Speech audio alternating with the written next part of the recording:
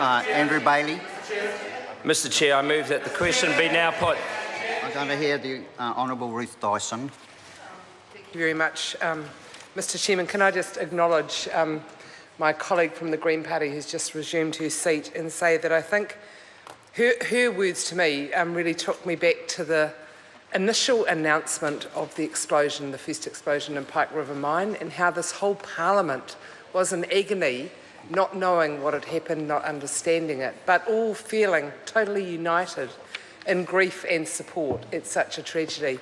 That grief and support turned to anger as people, particularly Damien O'Connor and Kevin Haigh, brought to this House issues that have driven this health and safety reform legislation, where we learnt of such disregard for the well-being of the people that worked in that mine. A pretty terrible place to work anyway, with the greatest respect to coal miners. It's a hard life, actually.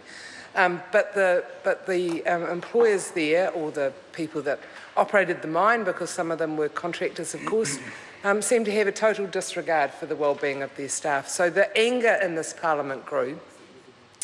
And it's not often that every party in this House says this is an issue that we can address together.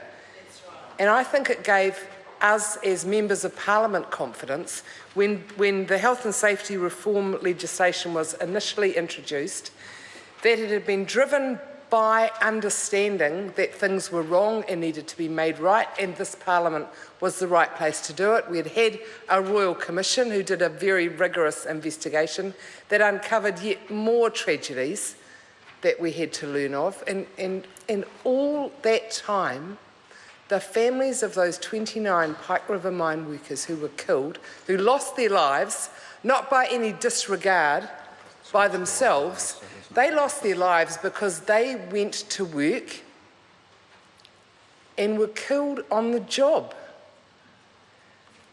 We wanted the findings of the Royal Commission and the Minister's commitment, the Prime Minister's commitment actually, the Minister's commitment, the Select Committee work, to bring back to this House a bit of legislation that we could all say, this is the best we can possibly do, because that's what those dead workers and their families deserve from this Parliament. The title of this legislation, the Health and Safety Reform Bill, did reflect what this Parliament wanted to see in the legislation. We wanted to see reform of a system that failed for too many people, a system that allowed people to turn up to work in the morning and never come home again. And this Parliament said, we don't want that system to continue, we want reform. And then somehow along the line, what happened? What happened, Minister, to your personal commitment that I heard in this House on more than one occasion? What happened to the Prime Minister's commitment? I think it sounded like Judith Collins led a bit of a rebellion, and the lives of not just the Pike River mine workers, but the lives of other people in New Zealand who have died just doing their job seemed to count for less than the National Party's internal battle about what should be required of whom in this legislation. We started hearing that some groups of workers wouldn't be entitled to the same level of protection. It was too onerous on the employers, or the standard wasn't high enough. The title reflects reform. It doesn't reflect, well, we think we'll have a little tinker.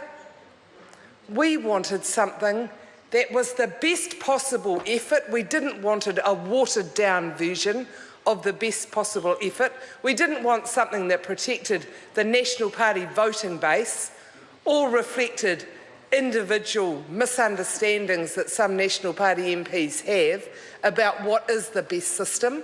I think the Minister knows what the best system is, and I think the Minister knows that this isn't it. This isn't the true reform that this Parliament wanted and deserved.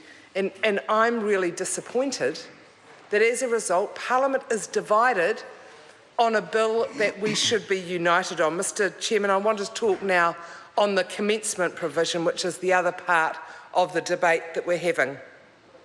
We've heard already several times, Mr Chairman. Mr Chairman. Young. Mr Chairman. I move that the question be now Mr Chairman. Yes.